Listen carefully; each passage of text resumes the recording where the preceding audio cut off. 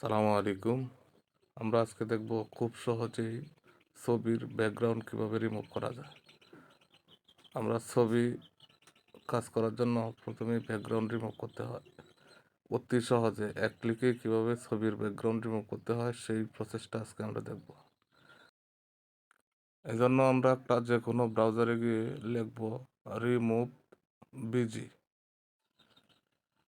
Remove busy লেখার পরে enter press করব। প্রথমে যে ওয়েবসাইটটা আসবে সেটাতে আমরা প্রবেশ করব। ছবির কাজে যারা একদম নতুন তাদের জন্য ভিডিওটা খুবই হেল্পফুল হতে যাচ্ছে। ভালো লাগলে লাইক কমেন্ট করবেন। রিমুভ বিজিতে প্রবেশ করার পর আপলোড ইমেজে ক্লিক করলে ছবিটা সিলেক্ট করে আপলোড করব এবং ছবিটা আপলোড হওয়ার পর কোনো কিছু করতে হবে না, অটোমেটিকভাবে ছবির ব্যাকগ্রাউন্ড রিমুভ হয়ে যাবে। তো ডাউনলোডে ক্লিক করে আমরা ছবিটা ডাউনলোড করে নেব।